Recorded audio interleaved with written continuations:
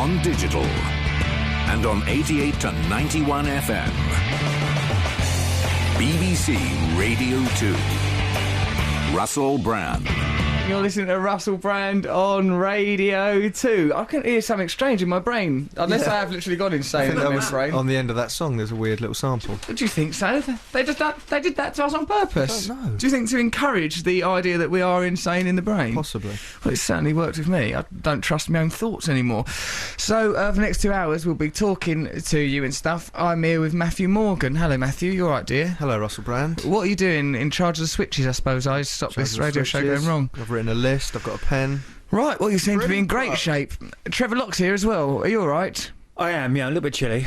Been cold today. Trevor, you are the most English person I've ever met. You respond by telling us about your body temperature. I don't It's like a the polite English, inquiry just to establish you as a character in the radio show. A character, is that all I am? I'm a character in the radio show. If that.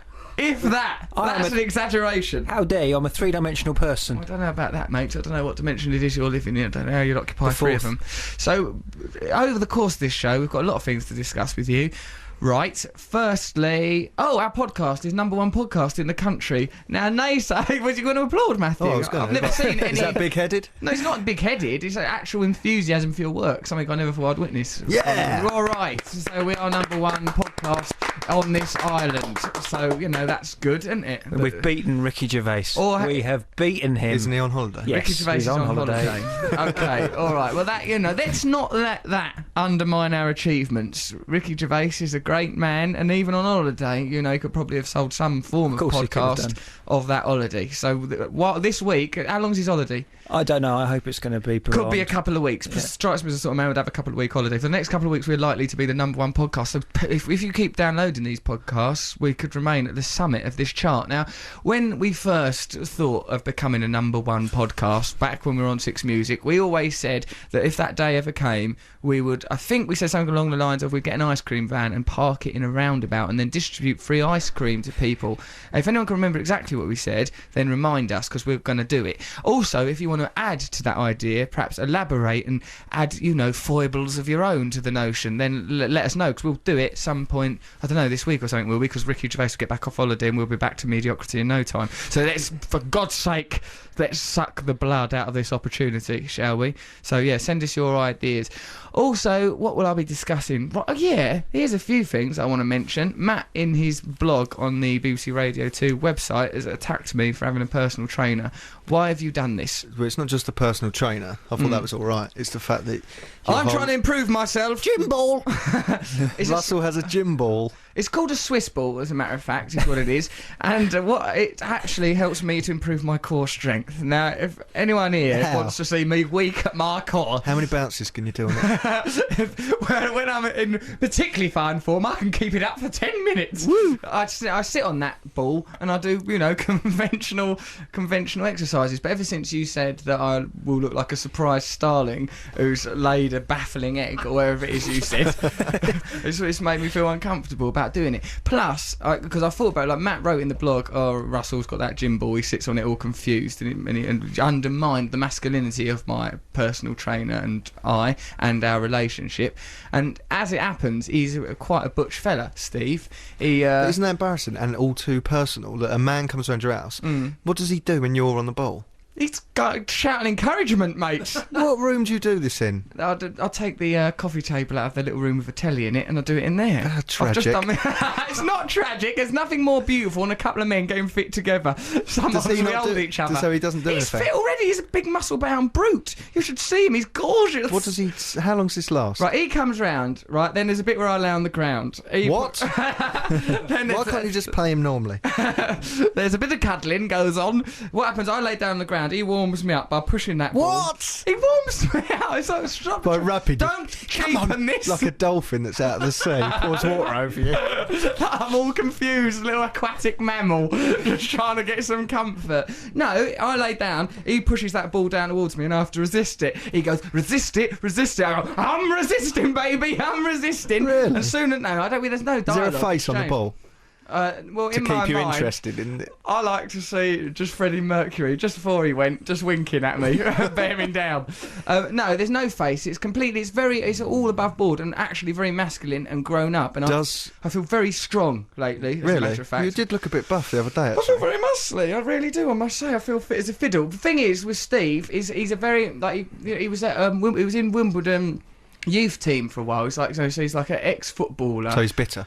No, he's not. He's a very lovely, personable fella, but he exists in the world of physical training only, right? And so, again, you've seen me, Matthew, in situations where I'm stripped of my typical social skills and appurtenances once they become redundant, like, when I was on that building site or when we used to go kickboxing. It don't matter if you're funny or charming, them things are useless there. So I just become this long man, inappropriately dressed for gym, as it turns out. Embarrassing. I wear my yoga clothes that I've just been wearing for the yoga that I've done earlier, so I'm barefoot in there. That don't seem quite right. He's wearing sort of trainers and everything, and we can't really talk about anything other than the personal training, you know what I mean? So there's a sort of... Does he look at your body and go, oh, your quads are coming on, and things like that? Does he? Apparently my pecs are in great shape. This is something of which I'm richly proud. Can I ask you these questions that I've raised?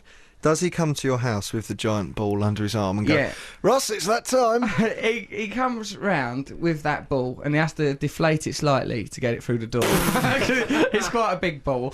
And then he reinflates it once. Why don't he go to a gym? I don't want to go to the gym. What, so there's a moment where he's going, pumping up your ball? I'm doing yoga while that's happening. I can hear it happening outside, but I try not to get involved. You have a smorgasbord of things. I'm trying to get fit and healthy, aren't I? Okay. So he does arrive with it, but that's not embarrassing. Are you embarrassed? You let him in like he's a prostitute coming in? I would not know what that's like, Matthew. It's not like that's something I'm retreading for the umpteenth time. Hello, miss. Pop your handbag on the dresser. Deflate it slightly to get in. God knows it'll be deflated when you leave. Okay, so I've asked you that. What you wear is your... What music do you put on? Too Unlimited? There's no music on. We don't need music. No, Matthew, stop trying to turn it. There's nothing wrong with gay gym culture, but I'm not a member of it. Why are you saying gay? I'm saying gay because you've just said Pet Shop Boys, Too Unlimited, and kept winking and touching your genitals throughout this link. And what does Steve, is it Steve? Yes, Steve. What does he say to you? Go on, Russ. Yeah, mostly we just talk about things in a very efficient, scientific way. Like, just, come on, get on with it. That's the spirit. Sounds like Jeremy Paxman. So it's not an undercurrent, Matthew. It's not like a Joe Orton play. It's not like it's going to collapse into love at any point. It's very above How long? board An hour? legit. You do an hour? Just the hour. The only thing is, during the other day, I was thinking about I was sat on my Swiss ball, I was doing some bicep curls as it happened, and I sort of thought of the image of a Stalin having laid an egg that confused it, and I sort of laughed a bit, and I couldn't really tell Steve why I was laughing, because I'd have had to have gone, I'd had to have described you, I'd have had to have described the radio show, I'd have had to have described the blog, then I'd have had to have described that image, by which time it would have been uncomfortable, it would have been awkward, so I just had to just pretend I was thinking about like a childhood memory and stuff like that, and looking at my misshapen But you can do bicep curls standing up, you don't need to be on a ball. But you're increasing your core strength, Matthew. I cannot emphasise enough the significance of core strength. Perched there. Perched with your little tippy toes. No, you've got your feet flat on the floor and you're sat on it like you would be a bench or perhaps even a stool or a lavatory, just sat in a conventional fashion. Where did you meet this man? He and I met at a little place I call the White Swan in Stratford, where Michael Barrymore came out. Now, if you don't cast aspersions over my relationship with Steve, we'll talk more about Steve and my physical training and self-improvement, and Matthew trying to crush me, trying to improve as a man. We've got some good music coming up. I'd also like to discuss Jermaine Greer writing an article about me, I read that was me off rambling. for no reason. What's this? So Jermaine Greer wrote this article about me going, she tried to damn me with faint praise. That's the worst kind of damnation. First of all, she compared me to Elvis, right, and goes, but Brand can neither sing or dance. I'm not a bloody singer or dancer. I'm under no obligation to do that. I'm also rubbish at, plumbing. You know what I mean? It's just out of order, right? And then she started going, and Lord Byron was better than him. And I thought, he was a poet ages ago. This is an unfair comparison. She goes, and he reminds me of a friend who once stitched me up. He's a lot like him. He's just really personal and rambling. I remind her of someone in her past, and then at the end, me off for it. At the end, she goes, I like him, though. Yeah, and I think she put that I like him in to make it look like it weren't all embittered. Now, someone told me she had it off with Hendrix in the old days. Now, and since then, she thinks she's got the divine right to, have a pop at people. I don't think that's how it works, is it? Well, I think you have it off with Hendrix. It gives you the right to start, sort of anyone comes around with a nice pair of trousers, you can have a go. I think that's the system. I don't know, where's Trevor. that come from? He was a journalist called Ben Thompson. He's a journalist and writer. So you just Ben landed him in it. Well, I think it's well known. It's either well known or highly sensitive information. I don't know which, and I certainly can't be expected to be responsible for what comes out of my face during this BBC broadcast. I will not be held responsible. No, I read that article. It was rambling and weird. It was rambling and weird. Now, what do you think motivates it, Matthew? Say lust. Lust. It was lust. Good old-fashioned lust. I just think she was asked to write a pice on you, and she just thought, "I'll write that about him." Rambled it off. It was stupid. I don't know why she didn't just leave me alone. I think she got just into a bit of a tiz. in my life. She just got into a daft flush and scribbled out some ramblings. Yeah, well, there's that. All right, I've got that off my chest. I won't be talking about that no more. I don't feel bothered about it anymore. Also, we have our drive-in item, the jewel in this crown of broadcasting which we've nourished and present to you. It's called, what's the item called? Cry for help. Yeah. Cry for help. If you need a bit of bloody old help, call us, we'll help you. Or text us. Here's someone who needs help. Hold on, I'm just going over somewhere, get this bit of help. We should play a record now. Right, all right. In a minute, after this record that's coming up, and by God, what a record! It's Woody Guthrie, Ezekiel saw the wheel. It's about Ezekiel seeing what I reckon might have been an alien spacecraft described by primitive people, then put into the Bible. That's what the Raelian movement believe as well, who have recently been trying to brainwash me into being a sort of cut-price digital TV Tom Cruise for their movement. We've got some emails, things like that. People wanting help. Congratulations, says David, on getting to number one. Didn't you say you'd get an ice cream van? I think we did say that. Yeah, I just said we're going to get it. Let's give us some more suggestions so loads of people can come there. All right. Where can we put an ice cream van? And everyone has to dress as something. What do you want people to dress as? Don't make this about sex, Matt. Don't you cheapen this. This is a celebration. Sexy. Make it a bit sexy. Come dressed as French maids, harlots, no, bluesies, the likes. Will it? Do you think so? That we say, some people will come doing it. You're right. Okay, let's not abuse that power ever. Okay, lots of other things, all sorts of congratulations. Oh, yeah, look. Russell, you are more of a man using that gym ball than them that doubters and naysayers are. This is Sam from Sheffield. I would love to see your muscle. Then she does a sort of, using punctuation marks, makes what I can only describe as a winking face. And in brackets she said, "It's Steve, really?" Steve, dear old Steve, my personal trainer, who's not someone who I think would send cheeky texts. He's too forthright. It's not his way. Would you ever have your house, especially have like a round door put in? Listen, it's not got to the point where I will get my own one of those Swiss balls, just so as the neighbours don't have any more information over me than they have to about the way I conduct my life. Our osteopath sits on one as a chair. Oh yeah, that osteopath who you're obsessed with. I'm obsessed with him. You're always on about him. I'm always going there because I'm in such a state. I think that you have started to exaggerate the significance of that relationship in your life. I reckon you bring personal problems to him. Make him the new Steve. You love that osteopath. I reckon you've developed that limp and hunchback just so you can spend more time in his company. And anyway, while you're criticising me for that Swiss ball, young man, you'd do well to remember. Listen to this, Trevor. Matt quite casually announced to me the other day, whilst we were sat in the back of a taxi coming back from some trawl of a meeting or another, he goes, "Oh, yeah, you want to start wearing your woolly hat in bed?" I do. I wear my woolly hat in bed every night. And it makes me feel really secure and comfortable. I call it my sleepy time hat or my dream cap I call it my comfort hat. Comfort hat. And he pulls it down, right down nice and tight over his ear. It's Coleman's hat. If you, this is amazing. If you go to bed with a woolly hat... Don't try and defend it. Sleep with a woolly... People used to. Look at Wee Willie Winky. He's not a historical figure. He is. Willie Winky. Him and Samuel Pepys live together. It's bad, though. It's bad for you. Willie's gone out again on his night run. Upstairs, downstairs. Apparently it's ruining my diary. I don't know. I'm expected to write while Willie, and I don't know why he's got that name. I'm going to have to ask him for rent.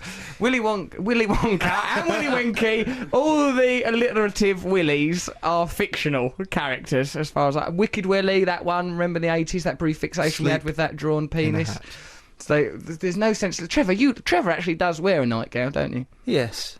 I don't wear a hat, worse though. than a hat. No, it's not. It's a nightie. It's like a nightie where they've removed they've tried to remove all the feminine ephemera, but what they can't remove is the fact that it's open at the bottom because they expect you to sit down when you use the toilet because you're a woman. Oh, stop it. The indication of femininity can never be removed, Trevor. It's a sensible piece of bedwear, that is. How? Because it's... Well, think about why. All right, what's it? Well, think. Disgust me. It's Do it good. in the lavvy before you go to bed. No, you can't silly be referring boy. to coitus. I know how you live your life. You shouldn't go to bed with your pants on. No, you Trevor. shouldn't. You shouldn't go to bed with your pants on. You shouldn't I go to bed read- with a hat on. You should have air being able to Where are you circulate getting your underneath. information? I think you should do both of those things. Just do what makes you happy. Oh. Matthew, what you on about? Now I you read a what? kiss and tell about you that said When? you, in the paper that said you wore gum shoe. It goes, we made love. Then he said he went and tapped out something on a keyboard. I don't know what that means. And then it said you put moccasins on and a gum shield and went to bed and snored. I did not snore, and I did do the other things. Like really, that's to align the old gnashers all nice and tight throughout the night. Also, sometimes I ground out all my resentment as I sleep through the medium of the mandibles. Oh, what a hateful day! I think as I lay there drifting nodward. So yeah, I do wear them things, them aligners. They're not gum shields. They're perfectly Moccasins? acceptable. They're not moccasins. They're called Afghans, I believe. They're knee-high woolen sock things Oh, with I've a very seen thin. those. Booties. Little That's stuff. what they are. Don't They're call little them booties. sheeperness. Your gran knitted them for you. They are not booties. I think I look nice. You do, in you my look lovely. clothes of when I go home. I'll Yeah. just wear my pants and those boots, and I think it's attractive. And it's nice that I've got my ways and that. Now listen, if you want us to help you, we will. Just ring us up on 0500 288 291. I don't want any more of these attacks from my cohorts. Right, so right now it's time to help someone. Who have we got on the line? Is it Phil? Rob. Hello? Hello, Rob. Right, what seems to be the trouble, dear? You already seem baffled about something. Well, I've got a new job and I have to move house. Right, And, okay. so I've got to Difficult. move, well, it's on the outskirts of London, but I'm fed up of living on the fringe, basically, of things, and so... Why, you feel you're peripheral, do you, to life? You feel that life's happening somewhere near the nucleus well, yeah, and you there's always a yourself are a better party, satellite? basically, and it's not in Crawley. Okay. Well, where are you moving to, old Bean, and what the hell is this new job of yours? Well, it's a graduate scheme with modular office space. That sounds confusing. The name of the company. What does it mean, modular office place? And also, mate, you best say, when you want a bit of help, articulate succinctly what the bit of help is you're after, then go, help, in that voice. I've got to find somewhere to live, and the people who You'll I'm be gonna good live at doing with, that voice, because your voice naturally tends towards it when you're talking, I noticed, just occasionally. I just heard a bit of it. Go on, so you've got to move to where? I want to move to London. I'm not sure where. The people who I'm going to live with, well, the potential people have to like me to Yeah, invite that's me to live necessary. with them. And I'm not sure if that's that easy to do. Who wouldn't want to live with Rob, having heard his plaintive cry of help, which he did, completely unabashed? Right, we'll find you somewhere to live by the end of this show. Have you got any favoured bit of London? Do you know London well, or do you just want to name a landmark? Sort of in North London Zone 2. North London Zone Northwest. 2, I've got sort to of Kentish Town, Archway where Tufton Matt lives. Park. You don't want to live around near Matt Morgan. It's a horrible place. Matt forever slinging sacks of excreta off his balcony because he can't be bothered to wait for his flatmate to get out of the lavvy. It's a simple fact, which I've only not mentioned before because we're trying to be more highbrow because we're in Radio 2. So you'll probably end up, Kentish Town, Archway, Tufnell Park, something like that. Now, if you've got a spare room in that area, ring us now on 0500 288 291. What we would probably prefer is that you're a person who's a bit unstable, because you've heard Rob talk now, and if he was living with someone without any odd traits, you wouldn't be able to relax, would you, Rob? Not really. Everyone's got their kooks. Everyone's got their kooks, mate. That is quite fair to say. Now, are you looking for romance with this person? I don't think you don't do that with your housemates, isn't that the unwritten rule? I don't know. Sometimes perhaps you might get drunk and end up kicking their door in. That's not a euphemism. I mean literally their door. No, I'm not looking for that sort of thing. I think you get yourself in trouble with the police. But No, I don't. I'm not suggesting that without consent. Yo, Rob! Whoa, Rob! Hey, when did this go off the rails? No, I'm just suggesting, romance. Now, as far as I know, romance is not illegal. Damn it, it's mandatory. Romance should be everywhere we go. Now, right, you're not looking for love. You just need a very uncomplicated place to live. What, people. What kind of character would you like to live with? All people, not just one person, characters. Right, you don't live with just one sort of lonely spinster, forever looking at a grandfather clock, regretting being jilted once. But and probably that her out of Great Expectations. You essentially don't live with her, but I think she weren't even real in the old days, let alone now. You could live with a Swiss ball with a face on it in Russell's spare room. Right, okay. Well, it's very easy in life to point the finger and judge people for trying to... I used to be a drug addict, which I never try and make capital out of. Now I do daily exercises and you seek to undermine me. You, young man, and I'm talking to you, Rob, should be looking to live with, I imagine, someone who is dangerous pervert that you're almost perpetually restraining. Now, if you fit that category, why don't you immediately call us? We'll try and get you together. Rob, have you got any other... This is the time for you to name any criteria you might have before we thrust you into I this think cult. music's got to be more important than tidying the flat, basically. Right, okay. So you want to It doesn't live have to be tidy. junkies. Trevor, have you got any? have you got anything you want to add? I think what you should do is just advertise yourself briefly now to our listeners, and that's the way you're going to get the room. So quickly give an ad for yourself. A What you like, succinct what ad. you're after, what can you offer? Go on, Rob, do it. You've got 10 seconds. Oh, God. Right, you're religious. That's good. Religious freak seeks wardrobe for C.S. Lewis style Narnian adventure. Narnia entrance. So you're a good cook. That's always a winner. People love I good am cooks. actually a good Are- cook. Are you, Used to do that. are you a out in the smoker or are you a mountains, non-smoker? non-smoker? Lovely. People like a non-smoker. Boozers, Are you confident? Will you be striding naked to the bathroom? Because I wouldn't like someone moving into my house and then it's funny striding you say naked. this about the old nakedness. Mm. It is liberating, but I don't think I'd want to expose people I live with to that. Do you have any unfortunate habits, like with regard to self-relationship? Are you always at it, onanism-wise? No, I wouldn't say so. Well, that's fair enough. I think you sound like a lovely flatmate. So if you want to live with old Rob, Rob, leave your details with Claire Jones on the phone, and we'll get you a new flatmate probably within half hour, I would have thought. Call us on 0500 288 291. If you've got some sort of criminal record, and look, we'll have to read about this in a couple of weeks' time, man murdered after wacky flatmate stunt, just don't waste our time, all right? Do your murders elsewhere without tainting our pleasant, upbeat, jocular radio show. Give us a call then. Rob, you give your details to Claire Jones. We'll call you back when we've got your nice new flatmate. We've helped him, I think, or we're going to help him, because we can't. None of us can let him live with us, can we? And actually, I'm going to be renting my flat, 'cause I'm moving soon. But you won't be able to afford it, I don't think. I don't know. How much money can you You afford? don't know what I'm doing. All right. How much can you afford a month? Or I don't think I can say that on air. Why? Of course you People can. You have phone in to. and rip me off. No, they won't. When you get there, you decide whether or not it was worth that, and then don't move in if you don't think so. Go on, roughly, how much a month? I don't know. If you think your 550. animal farmyard noises are going to get you anywhere, sunshine. I will 550 is I will alright. accept. What, That's pretty 150? cheap, I Pony. think. 150 a week? 550. 550 a month? Yeah, that's. I wouldn't That's let him alright. live in my Bargain lavvy for that. basically. All right, no, fair enough. Okay, so if you can accommodate dear old Rob, give us a bell on 0500 288 291. Rob, you leave your details with Claire Jones and we'll sort things out a little bit later. In a minute, we're going to be helping someone else. They'll be on the line in a moment. But look, this lady, Lucy, she's from Birmingham. She's got a cry for help. We should probably get her on the phone because it sounds like quite a serious issue, as a matter of fact. Here it is.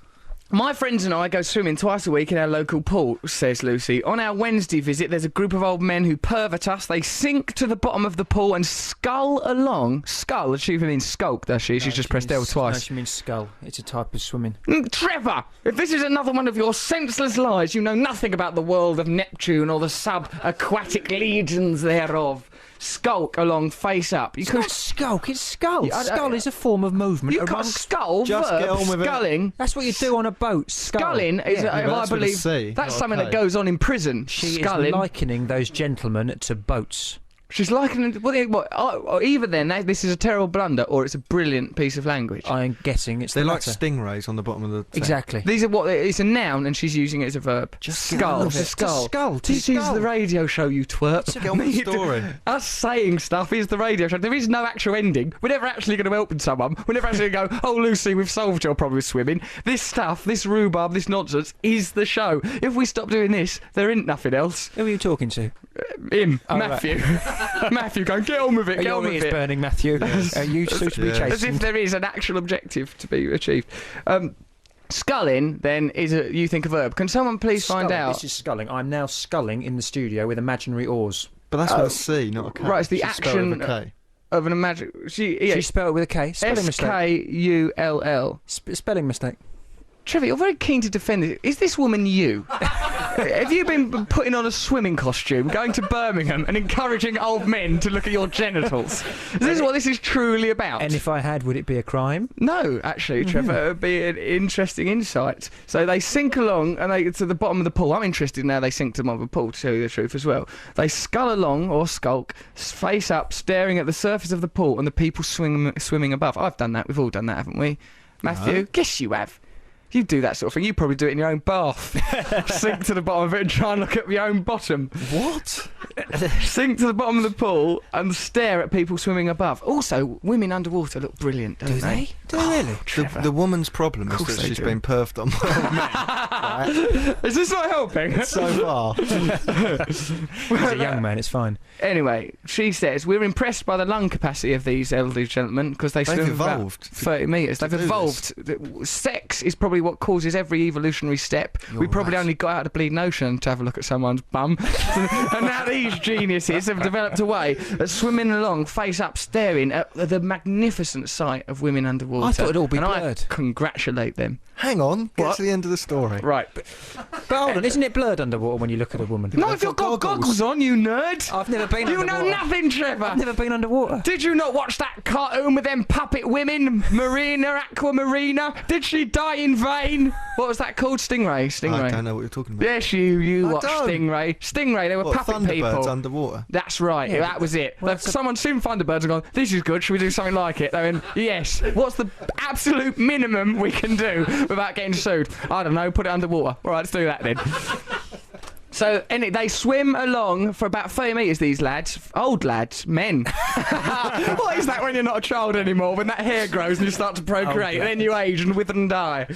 That's life. But we don't want them doing it when we're swimming above. It's creepy. So she's impressed with the feet, but she don't like it happening while she's swimming above. At first, we thought it was innocent. My friend reasoned they may do it as it's quite interesting to watch people swimming from below, like you see in things like Blue Planet or in swimming races and that.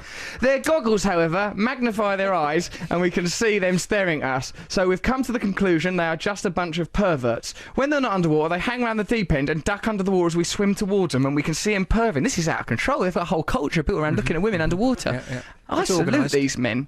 They just all hang around the shallow end, and shallow's what it is, guys. Let's be honest, because there's no depth to what you're doing, you superficial pervert. But it's encouraged, it's sanctioned at swimming pools. I never understood. What do you mean? There's different rules. Well, It's some sort I of went to a citadel, swimming pool some recently. lawless citadel, No. some Kubla Khan of Stop it. voyeurism. Let me finish. I What went you to were- a swimming pool the other day, and there's a viewing gallery. Why have a viewing gallery? In case your kids are doing a gala. And where do you have galas other than at a swimming pool? That's another thing I want to know more about. I think ponies have galas, don't they? It's probably for swimming galas, Trev. Huh.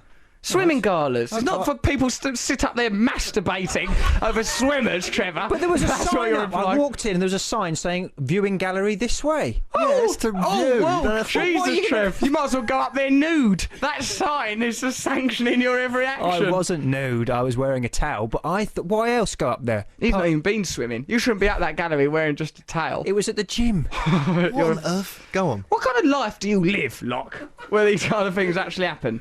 Anyway, it goes like this now. The goggles that these old men wear magnify their eyes, and we can see them staring at us, and it makes us afraid. They hang around the shallow end, blah, Said blah, this. blah. Sometimes we realise they're there, and we start swimming only to find they're underneath us. That's eerie. They flit about like little They flit. stingrays. They're like flitting stingrays. What done that poor Oz geezer? What's his name? Steve Irwin. Like Dan Irwin. Yeah, and they should be punished for the same plight than when Australian people pulled them out of the water and ripped their stingers out. I tell This you only something. happens on Wednesdays. This right? is just Wednesdays. Don't go on Don't Wednesdays. go on Wednesdays. First bit of advice. And solved. sometimes swimming pools have a women-only session. What? That should be banned. I know. Imagine one of those blokes got into that. Oh my God, it'll Yeah. be the Shangri-La for perverts, wouldn't it? The very Nirvana. When I was on holiday, guess what I'd done? I just went in the sea in the dark and jumped in. It was a very big leap of faith for old Russ, because that dark, watery sea, why, it could be full of all sorts of forbidden Neptunian mysteries and such. And it gave me it put me back in touch with life, I don't mind saying. Sort of thing I imagine Thomas Hardy would have written about if he wrote books about things like that. So in I dived, and there I was. Night. So I'm just saying, you know. Well, you walked in, you dived into the sea. Dived into the dark sea by night and you couldn't see. And you can't help thinking about sharks in a situation You're like more that. likely to bang your head on the floor. Yeah, I know, that did happen. Then let's go back to the pervs. Sometimes we don't realise the old pervs are beneath us, and if we're in shallow waters, we are very close to touching skin. This is erotic. This is particularly uncomfortable when we're face down and they're face up, both wearing very little. What? We've tried staring at them when they do it, so they know we're onto them, and we give them dirty looks and tut. What an English thing to do. What, underwater? Especially tutting underwater. A That would tut come out as a underwater. little bubble, wouldn't it? It'd just be a bubble, and that could mean anything. Underwater, a tut could come across as, Couldn't it? That's spurring them on. Don't I like tap. it. It's now a beautiful image for me. It's the perfect form of synchronised swimming. Yeah. A man facing up, a woman facing down in the shallow end, synchronising, blowing little bubbles into their faces. What's wrong That's with you two? beautiful. I think it's sexy. I'd like someone to ride on the woman's back as well while it's going on. So it's a bit more like a Disney With cartoon. wings. Yeah, why not? Go on, Matthew. What possible problem could you have with our sick fantasies? Well, she needs help. She's saying... Well, we'll help her. We'll help her, mate. Thursday mornings. It's free Thursday mornings. Thursday mornings, there's no perverts at all. Hold on, let's get to the So bottom. do you reckon these men talk about it? They plan it? If I was most perverts act alone. You don't get hordes of serial killers, for example, because how do you go to someone, here, I'm thinking of doing a serial killing, do you want to get involved? You know, how would you ever do it? Or if you go, I'm a bit of a pervert, I'm thinking of going swimming underneath women to see their magnificent breasts all moving in a watery fashion. You wouldn't share that with people. I just then have done it, and I feel it might have ended my career. Basically, you can't help her. You're a pair of goggles away from these men. I'm a pair of goggles and a few cushy jobs in media away from those men. Anyway, listen, there's a few caveats and conditions which make the problem rather more difficult to solve. Can't change swimming nights or pool as they are both the most convenient. Well, we can't compromise define convenience. convenient, young lady. Define convenient. Clearly Modern they're not society, convenient. consumerism, just Well- having access to products and lifestyle choices. That's, it's probably what it means in this. There's a price why for don't- convenience. Why can't she write on her stomach, pervert, in marker pen? Because then they might think that she's the pervert and they'll God. start touching her ass. Like it's an invitation. That'd be a red rag to a ball What about bag. you, pervert? You pervert! Stop this! Stop this! Staring, pervert. Stop staring, pervert, at me now, at my midriff. I mean you. Yeah. That's right. That's a good start. But it's got to be a good indelible thing, because Oh, it I know what can't to do. It'll be all right. F off under the old water. Trevor? Well, maybe a breakfast of baked beans on toast. Maybe that. Them bubbles will be seen as more emissions of They l'amour. won't care about that. If a tut can be mistaken for an orgasmic groan, imagine what a fart could be misconstrued as, Trevor. You're right. An orgasm of some kind. Well, I just Let's not think- leave that unsaid. There's nothing to it. I mean, if they're refusing to move pool or move time, I mean, it can't be that much of a problem. That's true. Tell a lifeguard. Tell a lifeguard. The lifeguard. What is their authority? They sit They're up just there. perverts on big chairs. They're perverts with big chairs. They're perverts that have climbed to the top of the pole. They sit up there, hard as rocks, down those little shorts. Sit there without reproach or recourse. No one's judging the lifeguard. Think of some of the famous lifeguards in history. Hasselhoff, him out of Neighbours, that was one as well. Craig McLachlan that sang the song Hey Mona. Two of the most devious sex crooks the world has ever flung forth in their fictional guise. Frustrated tennis umpires. That's how I see them. Frustrated tennis umpires. Yeah. Well, they just think in their half hearts. Well, if you are a lifeguard, you must secretly be thinking, go on, one of you drown. Mustn't you? Oh, I'm so bored. Please drown. Mustn't you? You've been crying out for that. That's the dilemma. That's the moral dilemma about doing an ethically good job. You always Yeah. want something bad to happen. That to is test your the mettle. goal-scoring opportunity of the lifeguard world, isn't it? A drowning. Yeah. But that's why terrible they've got that business. attitude and they blow their whistle. That's at right. The slightest thing. Slightest thing, the whistle's off, isn't it? Oh, Exactly. Petting? the What's other all that time. about? Yeah, petting, hey. Petting's only called petting in swimming pools. Where else is it called petting? Bombing. zoo. In all other areas, there's nothing wrong with bombing. Oh, well, I suppose society frown on it a bit. But petting, yeah, only in zoos. Zoos it's allowed, isn't it? But it's a different type of Encouraged. petting. Encouraged. That's Because if it, you get yeah. it confused. Particularly a knocking. petting zoo. It's Do you remember been the used as an cartoons that said adjective. no petting and there's pictures of hearts coming out of a couple and I they're in know. water? That was really an exciting know what it image. meant. That When I cartoon- was 7, that confused me and excited me. I didn't know why. They Trevor, weren't that's kissing, still they were porn just to you holding now. onto each other and hearts were coming out of them. Yeah, hearts came out I of didn't know them. what petting meant. I wonder what that heart, semiotically, what is the semiological, what is that in terms of If a word symbology? doesn't exist, just make it up. Semiological, yeah, I think that's a word. Semiotically, what does that mean, them hearts coming out? Well, it means It's to do with emotions. It's emotions. emotions in the form of a heart. Yeah. It's love. Oh, you good heard of old that? love. That's what unites us all, separates us from the beasts, don't it? Who would seek to condemn No, that? animals Only a love each other. lifeguard. Do animals love each other? Of course they do. it. Don't do that. Don't do that. That is that.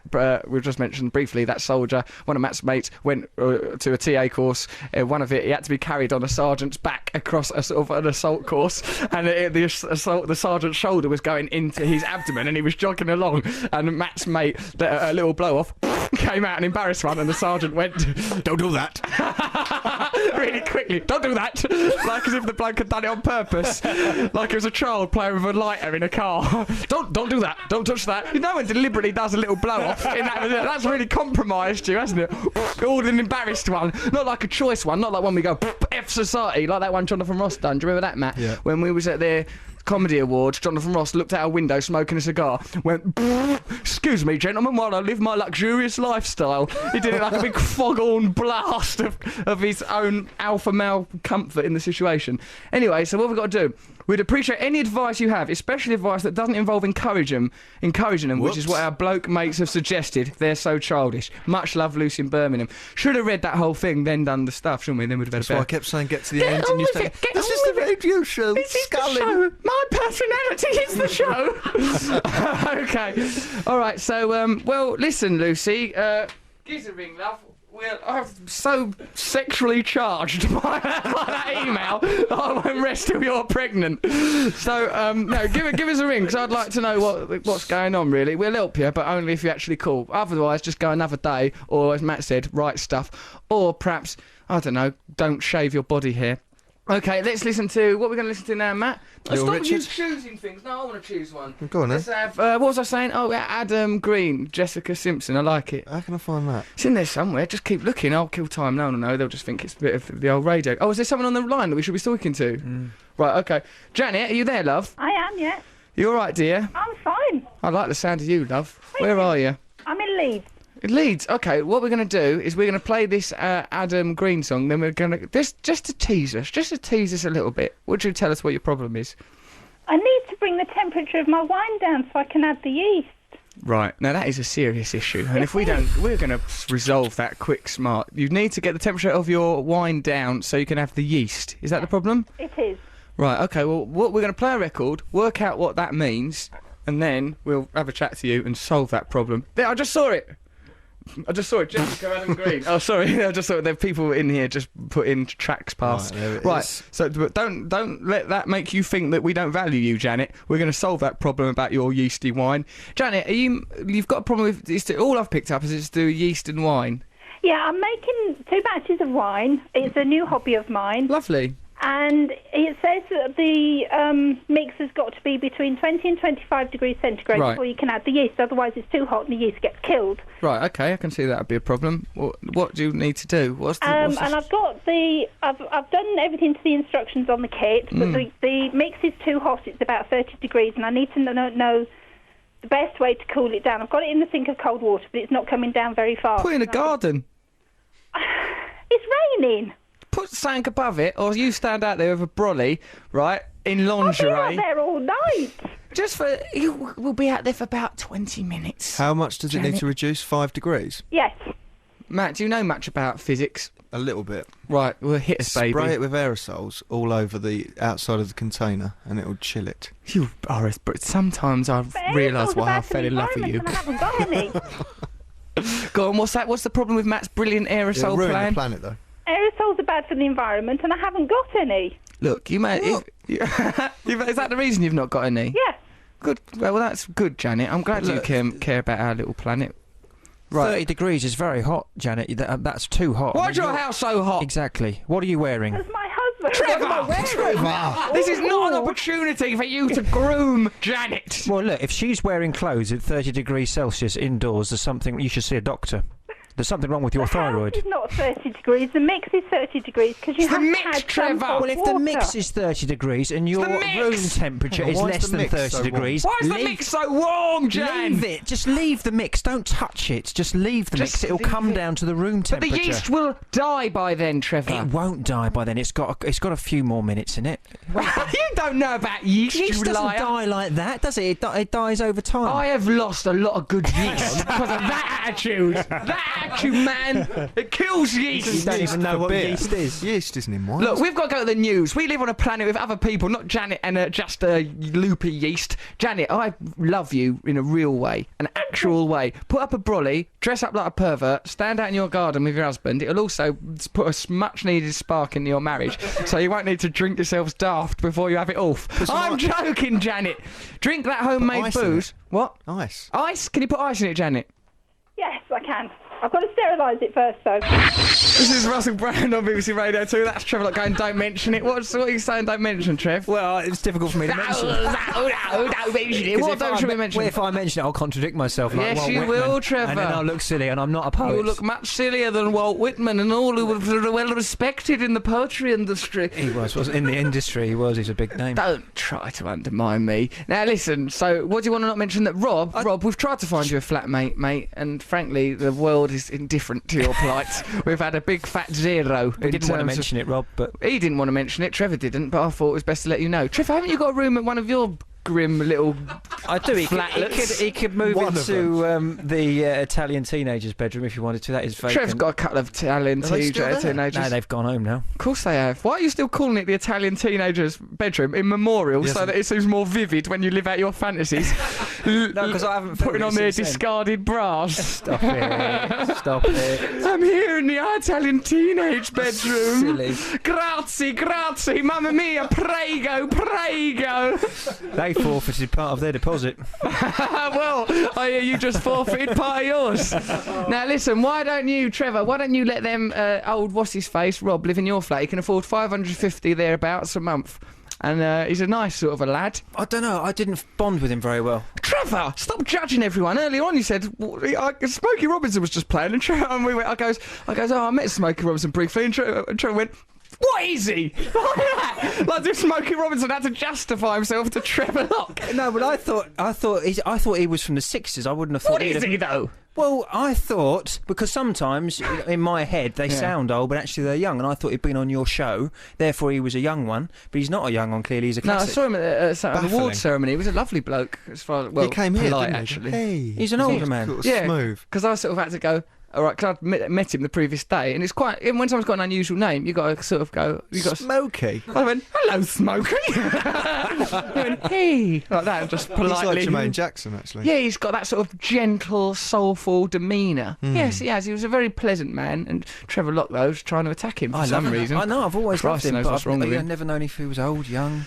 Well, stop prying, Trev. It doesn't do to be so prudent. It don't do to be so interested in Smokey's sex life. I'm not interested in his sex life. You are, Trev. little Right, bit. we've got some texts here. This one's from a person calling themselves Joe in Coventry. But, where's the evidence? Sculling is a type of swimming, but it's usually done on the surface. I'm a swimming teacher, so I know these things, says Joe in Coventry. Another Joe. one from Depeche. How's she spelled sculling? With a C. Another one from Depeche in Leicester. Trevor is correct. Sculling is a legitimate and genuine method of swimming whereby you cup your hands and tread water to stay afloat. Tom from Highgate. Sculling is the action of moving your only hands. Well, what do you mean by that? In small circular motions to propel yourself slowly through the water. That's old Tom. Thank you. Dear guys and Trev. Don't reduce me and Matt to guys, and Trev gets his own identity. Let's change that. Dear Russell, brilliant comic. Matt, one of the finest writers and producers in media, and some oik liar. Sculling is a form of swimming. I go to life-saving stroke swimming lessons and we do it a lot. It's when you swim with your legs first, waving your hands to move. From Steve in Pool. Open brackets, the place, not an actual pool. I'm not writing this now in a pool. Now, what these Thanks very emails much. prove to me is that we are broadcasting to a nation of liars. Liars, I tell you, who are happy to stand up for Trevor Lock and his campaign of propaganda, which reminds me very much of the Third Reich. There, I've said it, Trev. I'm You're just trying to brainwashing help you. I'm folk. trying to help. No, obviously that sculling is a word I didn't know. I'm so sorry for not knowing the word sculling. But I do know a similar term that's used in prisons and involves having your eyeball removed. Here's this is Liz. She's on the phone and she's doing a cry for help. Liz, are you all right, dear? Hello, Russell. Yes. Well, no, because I want help. So. Right, fair enough. In a way, it's a difficult question for you to answer straight off the bat there, so that's unfair. Have you been listening to the show so far? I have indeed. What did you think? Have you got a flat for Rob to live in? Where do you live? I live in South Wales. Perhaps Rob's in no position to quibble, really. He should be happy to live anywhere. You can come and live with me if you want. Ah, what a generous-hearted woman you are. Now, Liz, you're 18 years of old, are you? I am indeed. What's been going on in your life that you would seek help from three twerps such as we? Well, I was jumped last weekend by my boyfriend. He's an idiot. What? Jumped. Dumped, Matthew.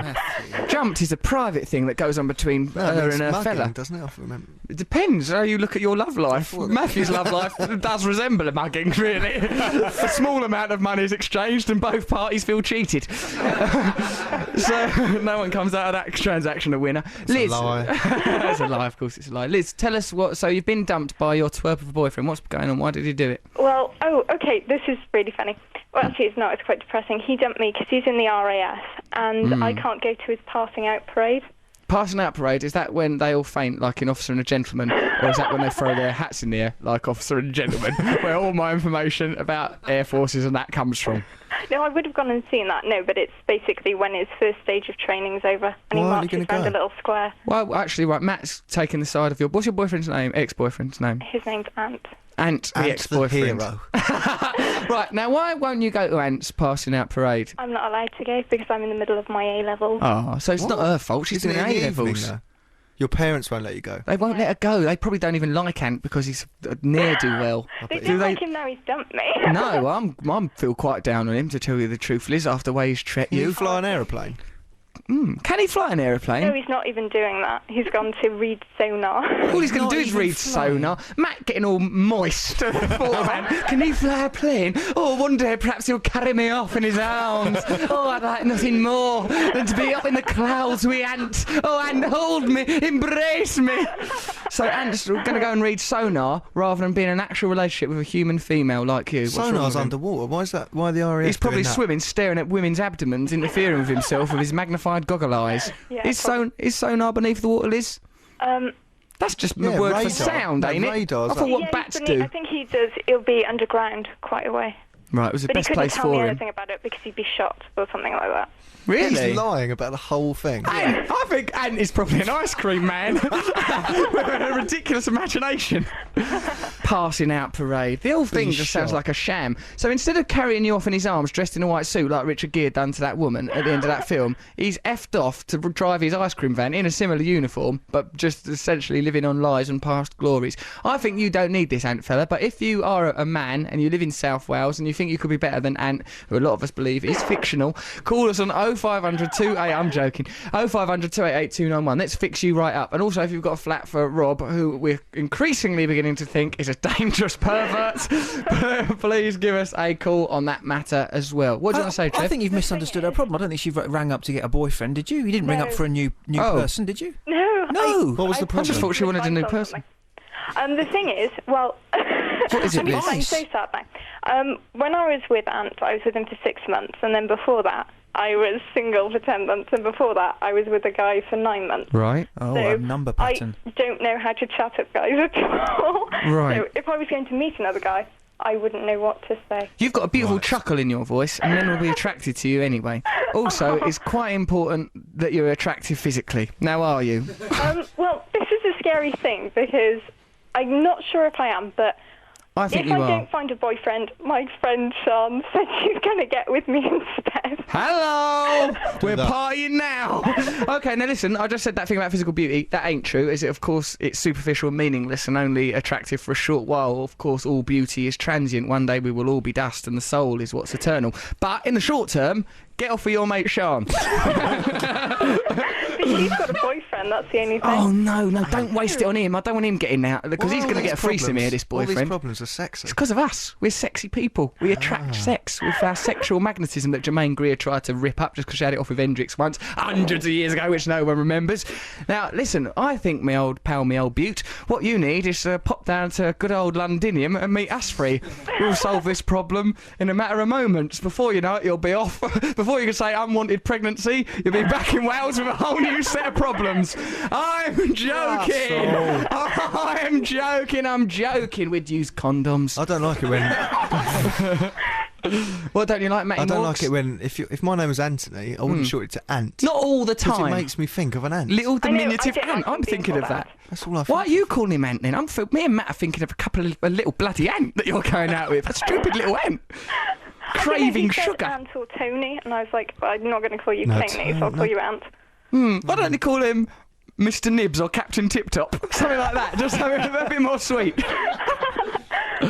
Anyway, the man sounds like an absolute bounder and a cad. You're not going to have trouble. Just, right, listen, when you meet new people, don't be nervous, because people are all as self-obsessed as we are, right? Or not as probably as I am, but most other people are as self-obsessed as each other. So don't be all nervous about meeting people. You are young and you're beautiful. People will be attracted to you, so you don't have to worry about that, and don't feel like, oh, I've been with... And all of us have decided is a senseless drone of an insect anyway. So, like, you know, just get amongst it, love. You'll find. If you're going to get off of that Shana, you should probably leave details for me, Matt and Trev. Leave details, or I'll take just some send pictures and put them on. I'll send them to you. So. Yeah, send pictures to us here at the radio show in our capacity as DJ. Pictures, just give us some pictures. Hey, we want some snaps. We're just a bunch of guys want to look at some snaps, just to get some kicks looking at snaps. Don't let that bloke who's the boyfriend of Sean get a free threesome out of this. That's my main concern. Just bothers me. He won't. He's going to get a threesome out of this he's... No, why is he used to... He's totally anti kind of girls on girls. Of course he is. He's in the RAF. Hold on. not Who's him. against girls on girls, Sean? No, her boyfriend. Her boyfriend's against girls on girls? He is. Of course he is. He feels... What's wrong with him? Threatened by it. I don't. I like it. I think it's the best thing that's come out of this radio show in a long while. Right, yeah, well, good. I'm glad about that, because I didn't like the idea of us essentially smoothing the way for some punk in Wales to get a threesome while we're here, like a bunch of mugs in London, listening to Smokey Robinson by mistake, because someone pressed the wrong button. Although we love Smokey, he was a bloody good man, a brilliant man, and that's not for question. So, why don't... Yeah, so, how do you change gear so quickly? I don't know, it's a gift. What can I tell you? It's a gift. Like, 1 minute I'll say this, next minute I'm reversing. Or an illness. I think it's an illness, yeah. So, alright, so we're going to listen to Hey Ya by Outkast. Hey Ya? Hey Ya, are you alright? Sounds like my Auntie Yvonne asking my mum if she wants tea. Hey Ya! Instead of Hey Ya. Hey Ya by Outkast there. Let's have a listen to them. Oh, yeah, young lady, be more confident in yourself. There's nothing wrong with you. There's nothing wrong with you. You're beautiful. Right, let's listen to Outkast. We'll dedicate this to you. Oh, young lady. What? That's kind. People like kindness, don't they? This is for you, Liz, are you? I'm well sincere. I'm sincere. Get off with Sean. No, right, listen, yeah, we dedicate this song to you. Be confident. Come on, I'm essentially a nice person. Right, bye, Liz, love you, bye. So, what have we got to worry about? People's problems. There's a man on the phone, isn't there? Oh, there's probably a fella. Oh, yeah, now there's this fella. He's in Toulouse. He's been in a panto in France, and he's got some sort of a problem. We'll let him explain it. Hello, mate. Are you there? Hello, Russ. How are you? Yeah, I'm in a good mood. Now, what's your name again, please? My name is Jeff. Jeff, and you're in Toulouse. Yeah, man. Hi to Matt and Trev if they're there. They Hello, are. Jeff. Yeah, they're How's there. it going? Yeah, the well, show's going really well. We've helped loads of people. Well, we've not helped that person get a flat. We've derided a poor woman who's being leered at by a subaquatic pervert. We've told some woman who's lost a boyfriend she should get off with her best mate, and some yeast has died as a result of our indifference. But you are going to be different, Jeff.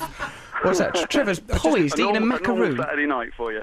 Normal Saturday night. Trevor, Just the why are way you you used to sat make it there like big. Leslie Phillips eating that macaroon with your little finger extended? Oh, look at that. Why are you sat there eating that say macaroon rude. like a dandy? I'm eating it politely. This is how you politely look eat like it. someone- Scoffing it down a microphone? Looks like he's in Dictionary Corner. You do look like you're in Countdown. Yeah. You do like one of them squares. He's having a Dick's got- macaroon in a suit. Vorderman's another one who started. What's her Don't lump me in problem? with a... I'm not lumping you in with her. She Vorderman- started saying I was androgynous or something. Why is this? That's You not are a bad androgynous. thing, but she Oh, said yeah. she said worse things, didn't she? What did she say? She said that I've been doing stand-up comedy for about 300 years, and she's harped on about me not being Ken Dodd. I don't understand. Really? Only Ken Dodd is Ken Dodd. She's got the brain of a genius, and she's wasting it on a telly show. But Has she got the brain of a genius? No, she hasn't. What She's makes got- you- No, she's a Spavin's genius. What's a Spavin's genius? It means it you've sounds got- much worse. One skill. You've got one abnormally developed particular quality or talent, one skill, and Hello? the rest of you is completely normal. But I've not Possibly seen average. the skill. What's her skill? Well, she's good at numbers, isn't she? Seems to me an artefact of absolute mundanity. No, if you throw a load of numbers at her, she'll come up with a result. That's all I would throw at her. The dreary old hag. How about that? Send one of mine to the hospital. Right, so go on, mate. What's going on in Toulouse, Jeff? You've been in a panto, I've haven't you? just come off stage, Russ, so I'm an entertainer like yourself. But I'm in a pantomime, which we show over here with all the expats. Ah, And, what is it for? A pantomime by expats for expats. It's generally expats. Yeah, there's a few French people. Well, French, Do you like German. the saying expats? Do you like to say it? Do you know saying expats? Do you enjoy it? Is it a phrase you get off on saying? Maybe I say it too much. I don't know. Expats. Do you like it? Expats. It's quite a nice little phrase. But we're all over here working, and every January we put on about 6 shows. And they all pretty much sell out, really, and it's great fun. That's good. But this year is my first year is with a speaking role, and I want to draw on all your expertise and ask for some tips. What do I need to do, Russ? You've come to the right place, Jeff. Let me tell you that firstly. Thank God you've called us. Thank God you called when you have. Now, you've just done your first performance, haven't you? Yeah, that's right, yeah. How was it? It was all right, a bit nervy. Nervy, but it's good fun. But I'm sure I can develop and improve, because you never know when a budding director's going to be in the audience looking at you. In Toulouse, watching a panto for expats, I think it's never ever. But let's not let that divert us from our aim to make you the best. Dan, what part are you playing? I'm playing Heinz, who is the sidekick to the baddie. Sidekick to the baddie, great part, lots of laughs. Is it comedy German? Comedy German. Is there what, Matt? Is he a comedy German? Oh, you're a comedy German. No, I'm not. You. No. Ah, right. No, I'm. Because you're coming across as one. No. No, I eat lots of beans. That's an advert. Other beans are available. Good lad. But for expats, that's what they all want, isn't it, Heinz beans? Oh, bring us some Heinz beans. Bring us some MP3 sauce. I think that's a type of radio, ain't it? I get confused. So, Jeff, right, so you've done your first... You're a sidekick. Now, you don't want to upstage the villain, do you? Well, not really. I shouldn't, should I, really? Who's playing the villain? What's Welcome the villain like? Welcome to my world. He's bad. He's really bad. Really? What is he? His name's Hissing Sid. Is this pantomime? I don't remember none of these guys. What is this panto? They've written it themselves. Oh, yeah, right. It's called Way Out West, which isn't really very traditional. But What's it based all the, on? Traditional, you've got a dame, you've got a hero, you've got a woman dressed up as a man. Always annoyed me that as a kid. Yeah. I didn't like it there was a woman dressed as a man. I thought, have a man. Yes. There's lots of that, yeah. And women, we got cowboys. We haven't got enough men, so some of the women are dressed as cowboys with artificial stubble on their faces, which is quite amusing. Trevor, don't get off on that. I like it. Artificial stubble. There's nothing I like more than artificial stubble on a lady. I don't like it either. When a woman dresses up as a man, especially if they've gone into trouble. A woman dressed up as you on New Year's Eve at my party. Did she? She looked quite good. Really? Yeah. I bet you got off with her, didn't you? And that would bring a whole new texture to our relationship. I bet you couldn't wait. I bet that was the final frontier removed for you, wasn't it? Russell, you look so fresh. What are these? Oh, by Jove, at last! Hold me! No, I was just polite. Way Out West. So Way Out West, there's the typical archetypes that one might expect to find in a panto, such as there's a dame, there's a villain's sidekick. What's the problem here? Yeah, what's the problem? Matt, don't be so sharp with Jeff. He's in Toulouse, for Christ's sake. He's got a lot of problems. Well, he wants to just do a bloody good job performing, that's all.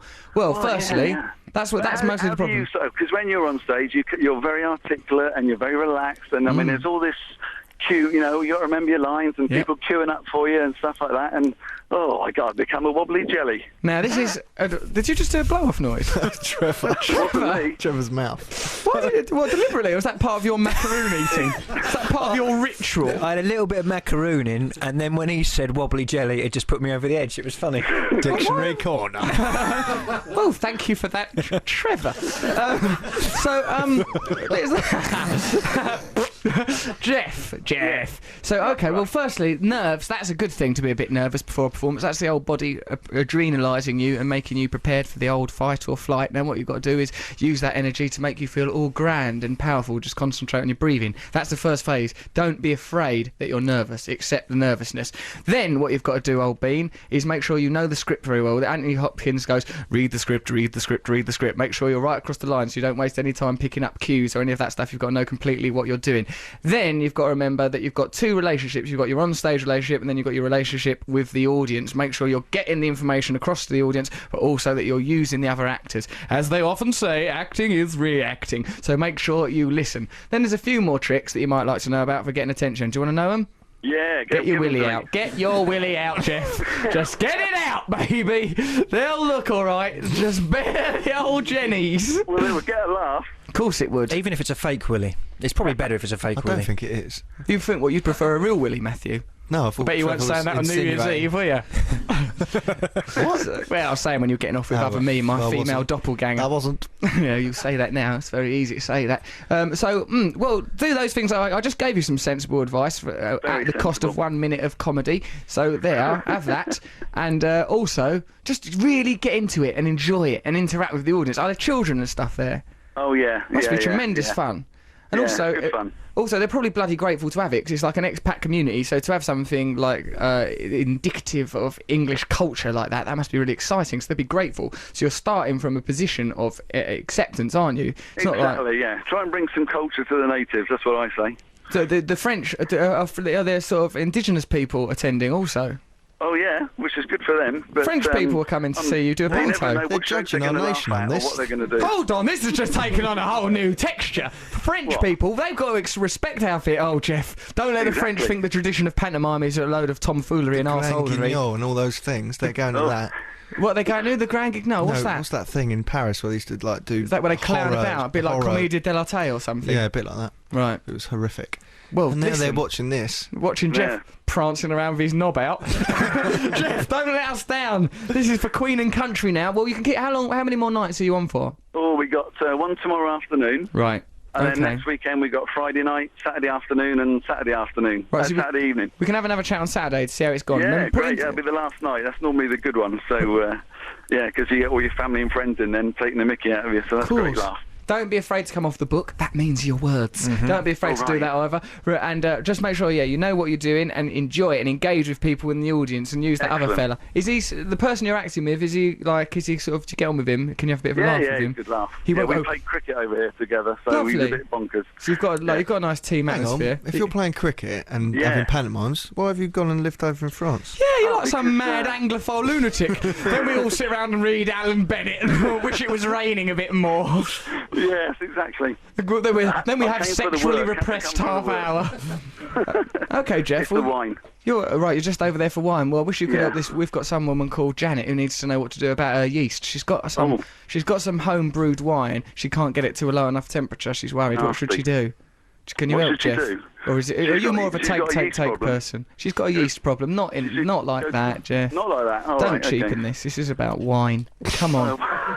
With a wine, I don't know. You just go to the local supermarket Go and get to the good cheap stuff. Jeff! She's making it. It's to put a spark in her marriage. You There's selfish no pig. point in making wine. You can buy it for €3 a bottle. It's not worth the Yeah. bother. That's it. Ruin the woman's hobby. Well, I tell you, why bother making your own home Pantomime. wine? Don't Why wanna bother make your being in own a pantomime. pantomime? Yeah, why don't you just sit at home and watch videos of Knight Rider and think to yourself, what's going on, Jeff? How are you living? Not the views of BBC. So, Jeff. Yeah, no, I think that, just be bold, be confident. Trev, you do a lot of performing. What's your advice? Do you do a vocal warm-up, Jeff? We did today, yes. Which Good. And- we went. What did we say? A red lorry, yellow lorry, red lorry, yellow Shall I lorry, fade red him lorry. out? And we went up the scale. Go to the news! That's good. You've that's got to be big or be bigger and exaggerate. Pump yourself up. Do you pump yourself up? Do you sort of pump your think that's fist sexist, backstage? Trevor? See, Pump your I try my fist like in a best. pumping action and go yes, yes, yes, yes, yes until you sort of pump I've got yourself up France with to get energy away from that. and then explode. Do that backstage before you go on. I think that sounds like Do a you waste do of that? energy. Yeah. Do you do that? Is that what goes on in the disabled toilets before you come and do this radio show? You pumping your fist. I heard something pumping and him going, yeah, at the end of it. I feared the worst. No, I don't do it before this one. But do you know what I'm talking about, Jeff? yeah, I do, Trev. Yeah, Good, yeah. How good. about ad-libs? You've got any good ad-libs? What, do you want to get him to live in your flat because you can't live with Rob? Stop Is that what's going on here, No, Trevor? you've got to have energy. What it's all about is you're giving energy to that audience. You've got to see yourself as an energy transmitter. So you pump yourself up with energy. We you all go know how on exciting stage. energy transmitters are. There's nothing I it. enjoy more of an evening than to stare at an energy transmitter. Shut up! You don't know blimey. it. You don't know the things that I know. You don't know. I read a book once called The Holographic Universe. I've allowed it to bleach out my entire character. Matt Morgan's only recently started performing, but he's a damned fine natural. He can probably give you some advice. Matt, what advice have you got for Jeff? I haven't got any advice on that. Oh, still. Matt! I just How do you I find it don't when we had to think do them about things in Edinburgh? it. I had got drunk. one beer. Hey, our Matt says get drunk. That's how he copes with most have a drink, go up there, have a laugh. Go We know there. how to do that. I sort of Good. stand behind Russell for the first bit. Oh, then he comes out and attacks Russell for the later parts of it. Jeff, I think we've given you loads of good advice. Trev's given some lovely advice. He's now eating his macaroon like a wounded hound, whereas before he was confidently stuffing it like a Pump cavalier. yourself up. Pumpty pump. Get pumped, baby. Yeah, that's all I can say. You're not Anthony Robbins, Trev. Jeff, okay, thank you very much for your call, and best of luck. Give us a call next week. Okay, we're going to listen to a record now, and then we'll have a little chat with Steve First, the comedian, the man behind Lenny Page, but constantly anchored to an advert, which I'm sure he'll have to mention because, I see him on a programme the other day. He's always having to justify it. He's a brilliant comic. We'll be having a chat with him in a minute. You're listening to Russell Brand on BBC Radio 2. And Steve First is actually here now. Here's Steve First. Genuine atmosphere being created now. This is the atmosphere still going. The atmosphere's subsiding. All right, Steve. There's a lot of you. It's quite weird. We come in mob-handed, mate. We don't muck around. No, it's very nice. We have to bring a lot of people because this is Wogan's studio. Right. Now, Do you clean it up before he arrives? No, we generally just do a little dirty protest and, then, and then run off. Because he's such a charismatic and powerful man. Yeah. You know, if we don't bring a lot of people, we cannot overwhelm his That spectre. aura. The aura of Wogan. Yeah. That has kept us spellbound as a nation. We're a couple of nations. Absolutely. For such a long while. Steve, let's ask you some polite questions. Go on then. All right, mate. Yes, very good. You look lovely. Thank you. Now, I see you on the telly the other day. Yeah. I was watching children's telly. Why? I don't think I've got a proper social life and I find it hard to form relationships. Right. So sometimes I find myself entrenched in childhood watching that something 5 called... o'clock, 6 o'clock slot does it. I should be at work, shouldn't I? Yeah. Like, I think I was going to go to work in a minute and I just was flicking through telly and then I see you. I thought, well, he's coming on our show. Let's watch this. You were carrying on like a right loon. I know, it was one of those... No, I was just saying... Cause What is it? It was a program called MI High, which is a little kids show which is about spy kids. Right. It's one of those shows when you watch, you go, that is the show I would want to be in as a kid. And they asked me to play But you're a man. Yeah, but they asked me to play a camp baddie. You were good at that. Oh, bless you. You had a jewel around your neck and a tie in that, and you were an ex-pop star. Yeah, and they dropped with it because they said the fitting for it was in Selfridges. I thought this will be a well-paid gig. And it was filming in Barking, and then they made you take the tube there, which was nice. They had to take the tube to Barking. To Barking. That was my whole life for a while, taking the tube to Barking. It's horrible. You just want to take the tube out of Barking. It was disgusting. Yeah. Lovely show. Really good. It was a really, really nice It seemed like a right laugh. Yeah. So that performing with children, that we just had a fella on the line who was, he's called Jeff. He's out doing a panto in Toulouse. He needs advice. None of that makes sense. None of it? No. What do you mean, the expat community? Yeah, well, what? we're doing a panto in because the worst time to do panto is because they often stop them at the beginning of January because it's those 2-3 weeks that they used to run into to the end of January, which were really depressing. He's starting one midway through January in front of expats. How many expats in Toulouse? He said... I don't know. How many We didn't performances? ask him. 5 performances? I think it was half a dozen. Well, how big's the theatre? It's in his garage, apparently. Oh, there you go. Yeah. It's not. It's in a theatre. Right. Let's say, 300 people a night? If it's lucky. Yeah, 1,500 people. Are you saying this endeavour is futile? Because it was giving that man hope. And he was hoping a director was going to come and see him? Steve, I think you were needlessly attacking him. Up till now, we'd all assumed was a... Why was he on tonight? Yeah, he'd just come off stage, probably for the last time after that damning indictment. No. I just don't understand. But where did he see the advert? He's just doing it for a laugh, I think. Yeah, he's a real man. I think Jeff's a real man. He seems of course he's real. Is he on some kind of door split for it? I don't think he's doing it for the money. It's amateur dramatics. It's Amdram. He's just doing it for love, Steve. Remember that when you was a star-crossed young actor? Still just doing it for the love? Yeah. See? Oh, yeah. Like then. That's very odd. Now give him some advice other than pack it all in. Well, better advice than get your knob out. I don't know if there is any better advice than that, given the circumstances. I was in a very serious production at college, and because when we were doing drama at college, and they did the girls in the group did a really, Carol Churchill, Top Girls, very heavyweight group, like 8 women around a table, feminists from around, from through the ages, all conversing and very heavy, dialogue heavy.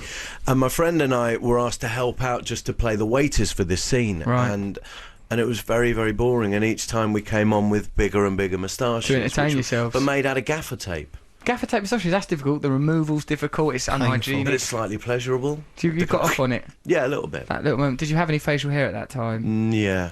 Right, so I suppose that's going to add but to very the pain. fair, of course. Of course, you were a very fair man, both morally and in terms of pigmentation. but So not when it in comes to terms dealing with of Jeff, certainly not in terms of brute. performance. So What I would have done, Steve, if I may be so bold, Yeah. is during that play, while there was all that heady dialogue going on, women sat around a table, she used a little trick that I like to call the newsreader trick. What you do is you imagine yourself under that table, performing what I can only describe as a sex act, get you right through that play in no time. And also, you wouldn't need that gaffer tape moustache neither, let me tell and you. it works in huge, heavyweight feminist track like I think a big Top Gun. feminist tract is ultimately where you're going to end up. So, Steve, I always know you as Lenny Beige and that, but you're getting dragged into that advert thing, aren't you? Yeah, mostly? well, I've been in it for a few years. I'm getting out of it now as well. Are Yeah, you? We had that Why? gravy train is grinding to a halt. It's the one that comes on the cinema when you go to the cinema. We can Yeah. say it's BBC Orange. It's Orange adverts. Other It phones is. are available. But it's not really an advert. It just tells you to turn your phone off. And we just did the next 4. One with Michael Madsen and one with Mina Suvari and one with Macaulay Culkin Nice. and one with Darth Val Vader. Kilmer. And Very- Darth Vader. No, that was the old one. Oh. But Val Kilmer, very puffy. Wow. What, Puffy? Puffy? Puffy. In Really? And quite, and just a little bit strange. Why? Go on, Steve. What is he His like? breathing. Oh, no, We his know- face. Don't know about Darth Vader. No, But Val he looks, Kilmer. Oh. you know, because he obviously he was famous also because he played Morrison, so Yeah. he's done the Lizard King. He does kind of have the complexion of a lizard. Right. He lives on a farm or a ranch. They always it's that when the line between reality and their kind of film world blurs completely, and you Yeah. go, that is you. Michael Madsen was exactly the same. Michael Madsen was his on-screen persona. Yeah, That's what he had become. Yeah, he's like, I live in a house with 6 boys, and we all drive bikes, Sounds big bikes. sexy. Yeah, but it is, and he is sexy, and I'm fascinated by that where it just that line is so blurred that that is what they are. You're right, that there is no distinction between on-screen None at persona and their actual reality. Yeah. This is what I discovered with Liam Gallagher. Liam Gallagher is the living embodiment of what you think Liam Gallagher would be like. Sort of sexually charismatic, swaggering, intense Little bit character. stupid. I will never say. I've got to present the Brits in a couple of weeks, and 2 in. I don't want him sort of swaggering on that stage. I've been elbowing me in heckled the by head. bread rolls by the Gallagher brothers. That's not even a language, is it? That's a physical object. was yeah. Heckles are meant to be words. He used bread rolls to heckle Through you. the medium of yeast, no Yes. less. Right. Again, another theme of this show. I thought Liam Gallagher actually was lovely and charming. may I He is just really say. charming. Yeah. Very lovely, sexy boy. I'm sure he'd like that. So they heckled you with roles. They did heckled me with roles, yeah. We were doing this was a long time ago when we did the Brat Awards, which was, as it was which was the NME Awards when they Yeah. first started, and it was when it was at the Camden Institute at that big building on the Euston Road, not far from here, and they didn't like us as a warm-up act. What were you doing, and- Lenny Beige? Yeah. Not surprisingly, they didn't like me, but Because and it's my- sort of like an ironic lounge singer. Well, yeah. But also, it was a lounge singer that kind of knew what was going on now through his son, and so he was very aware of pop culture now. Yeah. It wasn't completely entrenched in kind of yesteryear. It was. Did they have a go at you then? Yeah. With a role? Yeah. Roll a with barrage it. of roles, There you go. exactly. Yeah, someone had to do it. So, okay, so really, you've had a negative experience with those crazy guys, and Yeah. you're going to bring back Lenny Beige, though, aren't you? I am. Well, he's just like kind of a fragrant gentleman that lives in the attic, and I thought, you can't really ignore him. That's an unusual metaphor, Steve, because I don't know many people that have that. You know, when you've got a fragrant gentleman up in your attic, if it ever happens to me, I'll be right up in my loft. I'll go, Just staying alive, and he was, and the smell's very nice, but would you leave? no, it's not a nice fragrance. But Oh, really? No, it's that wig kind of does hum a little bit. Yeah. But I loved doing him for so many years, and I thought, well, I was good at it. And the last time I saw you, I was doing him. Yeah, we did a gig at the Comedy Store, didn't Yeah. we? And I watched you transform from yourself into Lenny Beige. I liked it, watching all a right, fella wasn't it? transform. Oh, yeah. It's Yeah. like drag, but without having to pull your balls between your legs, which I would have done anyway if I were you, regardless of what character I'm playing. I've got mine there now. Tell you the truth, just gets me through the night. Right, what should we have a listen to, Mafu? De La Soul? Why not, De La Soul? Yeah, let's have a listen. What, 3 is the magic number? That? Yeah. This is your attempt at contemporary music. That's when we were children. Played Hey Ya. That's 2 years old. We've got our fingers on the pulse here. You played Woody Guthrie earlier. Listen, that guy got a guitar. Listen to Russell Brand on Radio 2. I'm here with my usual pals and Steve first. You alright, Hello. Steve? Yeah. Do you ever tire of standing? Never. No? Well, yeah, at night I'll have a good lay down. Do you have any chairs? Go on for 8 hours sometimes, just there doing literally nothing. My mind full of things that ain't even happened, and ne'er will neither. Just swimming around, icons of the day, residue of the week, trying to make sense of it all. Right, Steve, now we're going to help other people with their little problems and stuff. Now, earlier on we spoke to a lady, she was called Janet. She had a problem with the temperature of yeast when she was trying to make wine.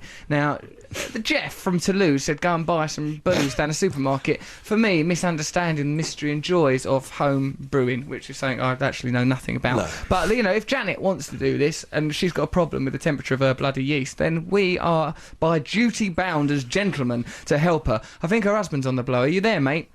Hello, Russell. Why did you take that sharp intake of breath as soon as the conversation began? What are you up to? Bloody Russell, I'm cold. You're cold, mate. According to Mrs., I've got a standout ear until you says otherwise. Okay, what's your name, first of all? My name's Simon Russell. No, it's not Simon Russell, it's Simon. No, he's an actor. Your name's Russell, you know that. Yeah, I'm well aware of my own identity. Now, are you in the garden? I'm still outside the front door at the moment. We've got a bucket outside the It's back in a bucket, door. is it?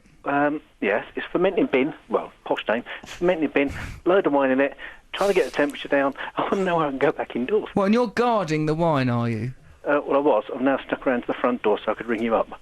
I don't know why your wife is making you guard this wine. What kind of area do you live in? I can't imagine that people, like, if you live in a neighbourhood where people are stealing wine from out of a bin, then Saturday like, night. you want to... You know what Saturday night's like? You're not going to leave your keys in your car, are you? No, but I think that's different from leaving wine in a garden. Now, come on, let's have a look at your marriage. I think there's another reason for this, for your wife, Janet, making you stay. Look, I think that this whole... Can I be honest with you? Is this whole home brewing trying to make up for deep flaws in your marriage? I don't know. All I can think of is... Are you happy? She does a load of proofreading for students at the local universities, and so she has a lot of dealings with them during the week when I'm at work. What do you think these dealings are? Romantic? Pardon? Romantic or sexual dealings? I don't know. Right. All I know, she says she's checking the stuff that they produce. Right, well, The that sounds documents very and their worrying. dictations and that. Okay, well, Steve First's here. He's one of Hello. the finest comedy character actors in this country. If he can't help you, I wouldn't be remotely surprised. I've got a warm jacket, I'm all right. What kind of wine is it? I'll just tell out here. It's supposed to be white wine, dry. Dry white wine. Okay, and all right. I know nothing about the production of wine. I don't know who these students are that are producing this wine. Not do I. Are they crushing the grapes? Where I are the think grapes it's made out of grown? powder. It's made out of powder, isn't it? I bet someone pours some powder. It's not like a lovely natural thing. I tell you what, there's a little shop where I live in Hastings, a home brewing shop called Bung Ho. That's quite nice. Bung Ho. Well, like what, you bung Well- it up? 118. Phone Bung Ho. They'll know. Hold on. Well, there's no need for that. And other directory services are available. What, mate? Can I have a 25% cut of your commission as well? I'm the Listen, one that stop stood out here seeing this as an freezing. opportunity to make money. You want to focus on your marriage, sir, if you don't mind my saying so. Now, I've got a text here from a gentleman called Nat. He says this: yeast can survive up to 42 degrees before becoming denaturated. Don't worry. Love to you all. Nat, who's like a wine saviour. He's just stepped in. Your wine is fine. Your wife's making you stand outside there so she can have hordes of students in there. And it wouldn't be yeast in your wine I'll be worried about. It'll be yeast in your wine. Oh, come on! Come on! He needed a shot in the arm. I provided it. Don't shoot me. What? I'm the bad guy? Watch Scarface. So, okay, listen. We've Would helped. you do me a favour? Of course I will, as long as it's not rude. Tell my wife I need a warming up. Listen, Janet, your husband. Is it Steve? Your name? Simon. Simon, oh yeah, Simon Russell, I remember all that now. Simon, Janet, for God's sake, have sex, you pair.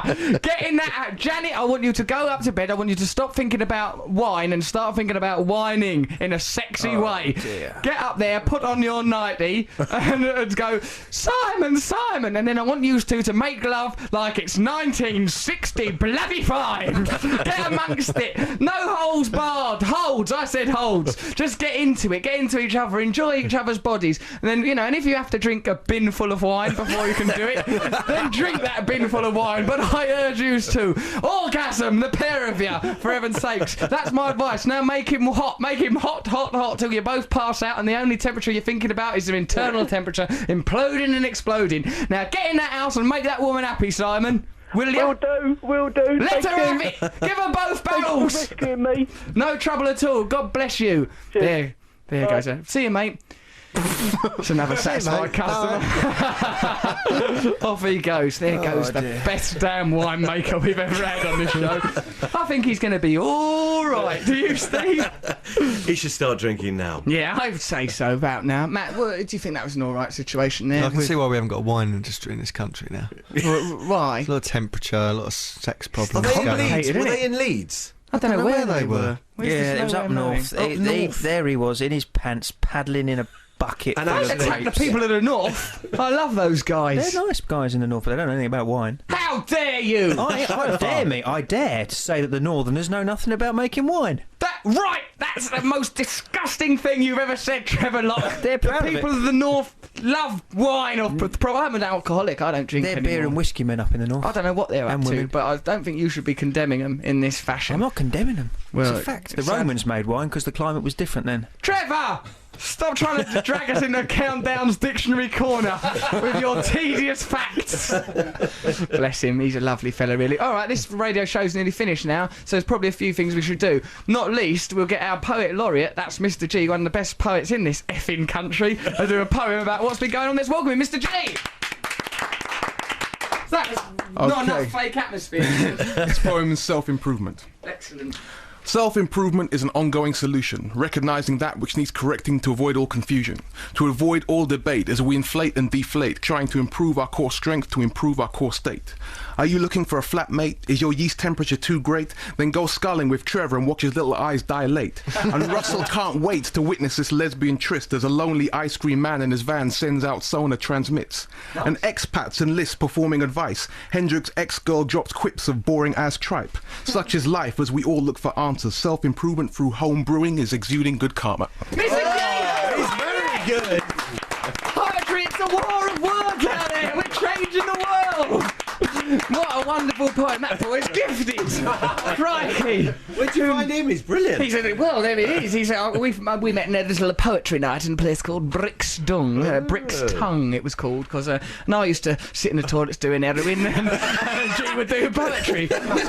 But somehow we got along, you know. We found some common ground eventually. It certainly wasn't the poetry. No, it was G does not take heroin. Nor do I anymore. Bloody stuff. Evil, vicious drug. Right. It ruins lives, I tell you. Not mine.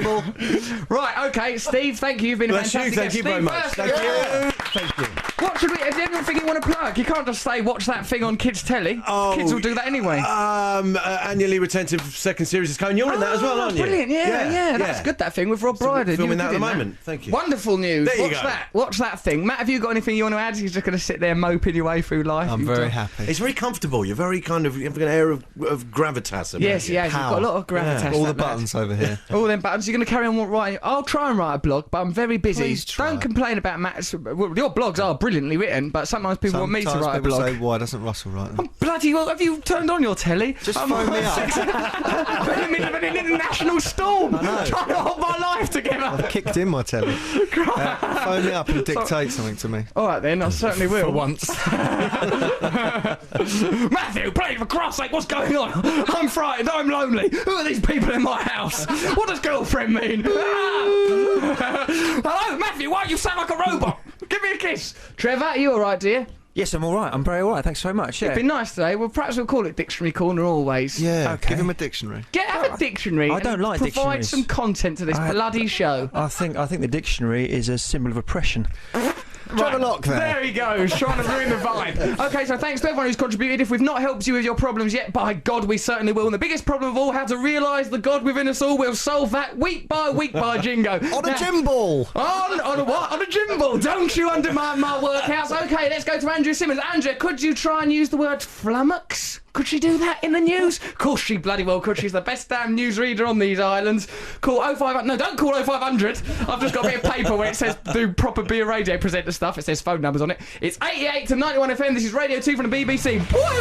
BBC Radio 2. Russell Brand.